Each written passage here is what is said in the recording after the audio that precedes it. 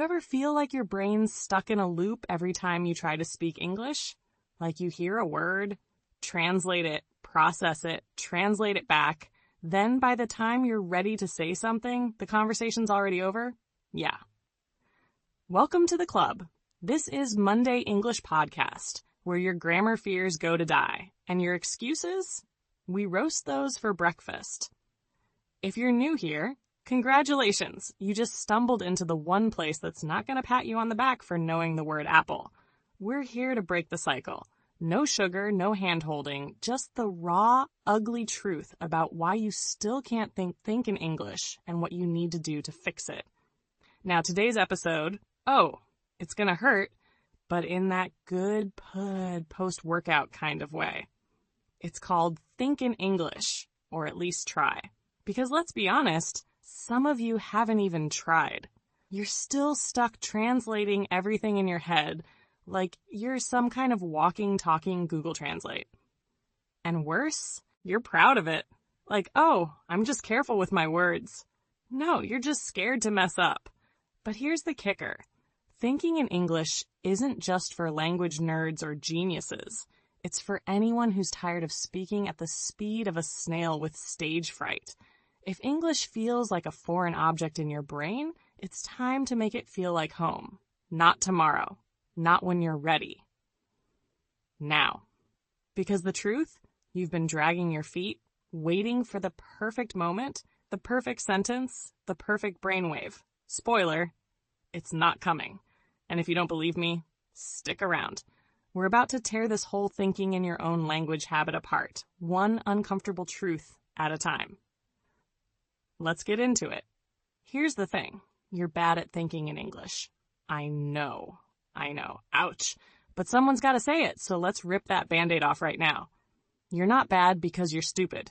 You're not bad because English is hard.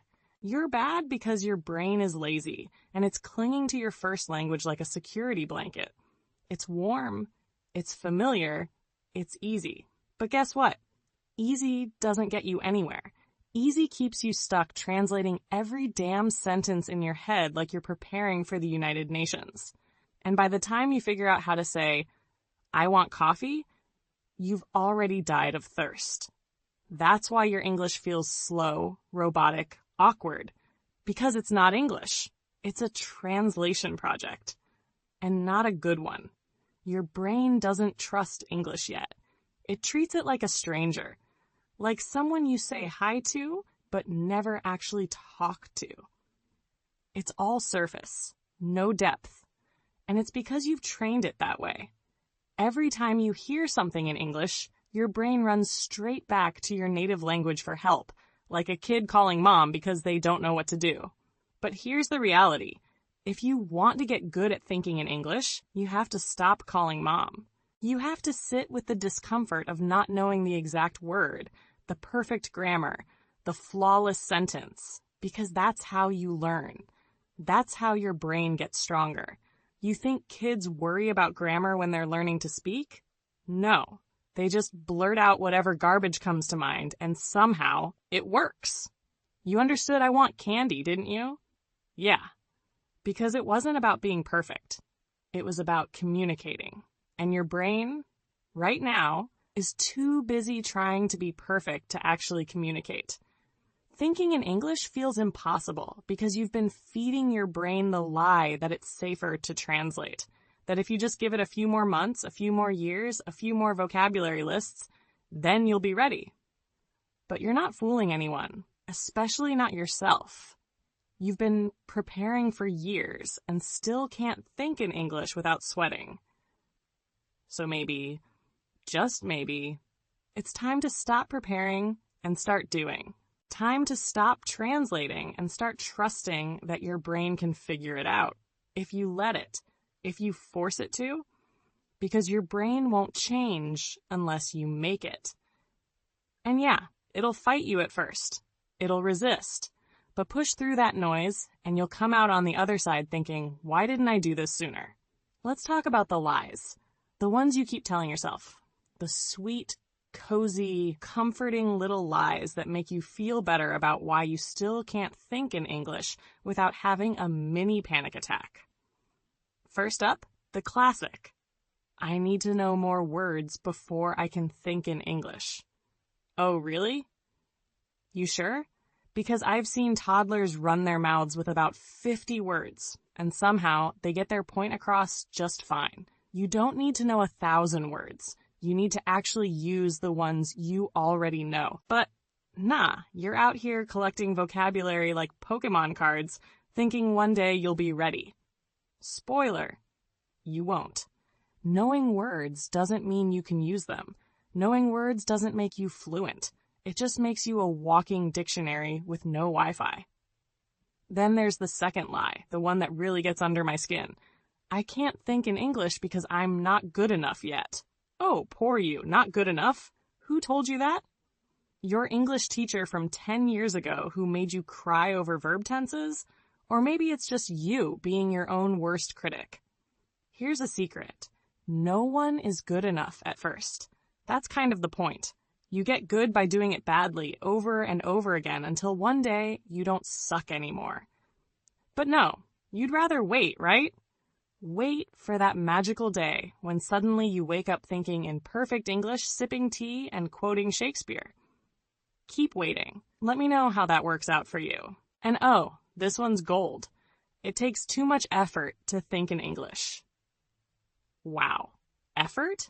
Like learning any skill doesn't? You think fluent speakers just downloaded a language pack in their sleep? No. They struggled. They looked stupid. They made a mess. But they kept going. Thinking in English is a workout for your brain. And yeah, it's going to feel like mental squats.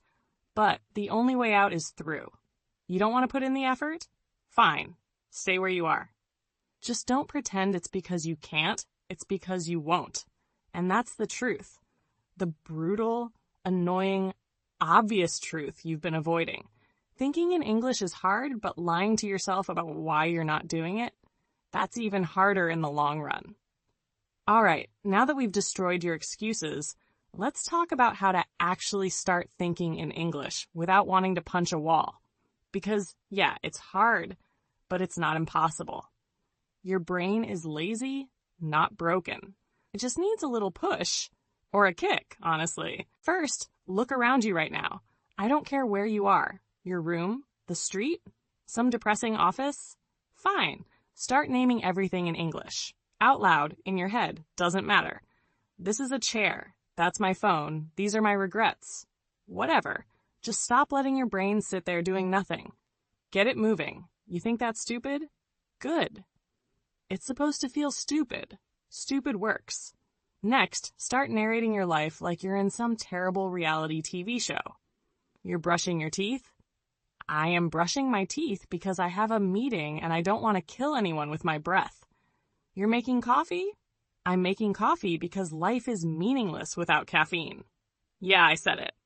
Make it funny, make it weird, make it real. But do it in English. Don't wait for some special moment to practice. Every boring second of your life is a chance to rewire that brain, and no one's listening, so who cares if you mess up? Now, here's the part you'll hate. Set a timer.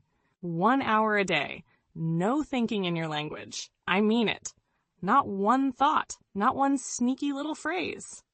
Catch yourself? Start over. Yeah, it's brutal. But guess what? Fluency isn't for the faint-hearted. Want an easy way out? Too bad. This is how you build the habit.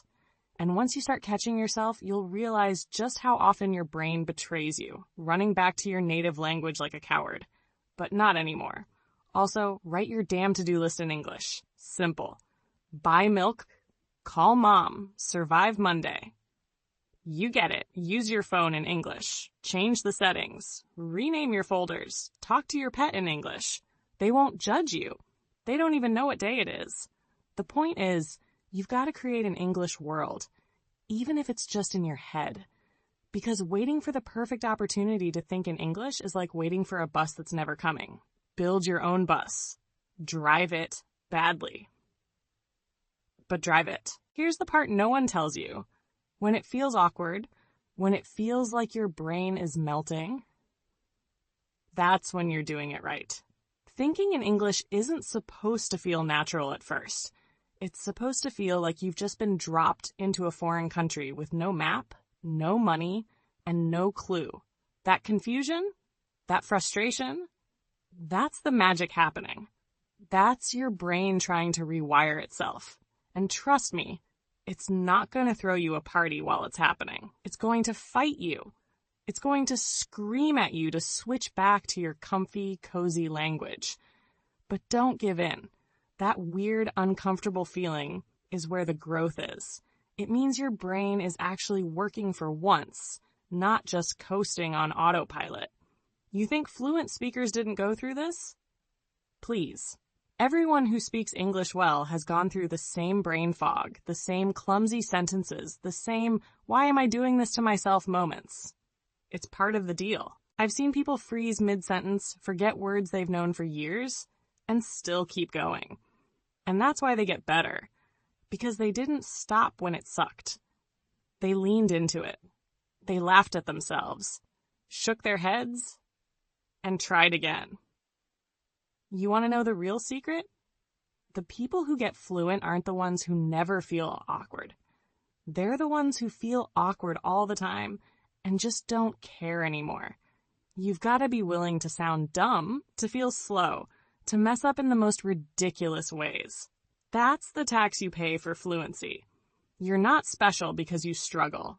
Everyone does. But you are special if you keep going. If you can push through that mental noise and keep thinking in English, even when every part of you wants to give up, you're already winning. The awkwardness fades. The struggle becomes normal. And then one day, you catch yourself thinking in English without even trying. Not perfectly, but naturally. And that's when you know you've made it past the hard part. Now, it's just momentum. All right, time to stop listening and start doing. Here's your challenge. And no, you don't get to skip it. I want you to go a full day, yes, a whole damn day, without translating anything in your head. Nothing. Not a single word. Every thought, every random little idea that pops into your brain, English. And yeah, it's going to feel like your brain's running on 1% battery. That's fine. That's the point.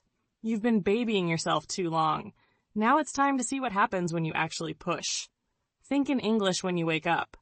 Think in English when you're brushing your teeth. Think in English when you're staring at your phone for no reason. No cheating. If your brain slips, catch it. Pull it back. Start over. And while you're at it, talk to yourself out loud. Pick something. Anything. Your breakfast. Your plans. That weird dream you had. Talk for 1 minute straight. Don't stop. Don't overthink. Just talk. It'll be messy. It'll be awkward. You'll sound like you're learning to speak for the first time. Good. That's progress. Record it if you're brave. Listen to how bad you sound, and then do it again tomorrow. Slightly less bad.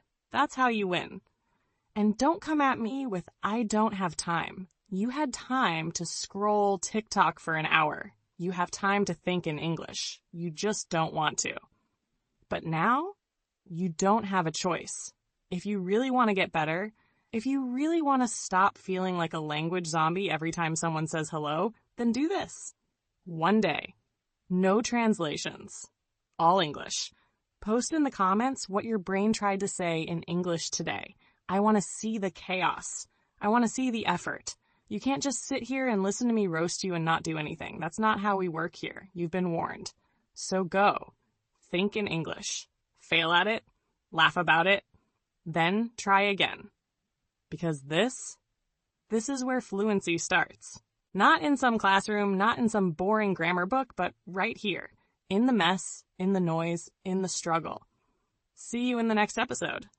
Or not. Depends if you survive this one.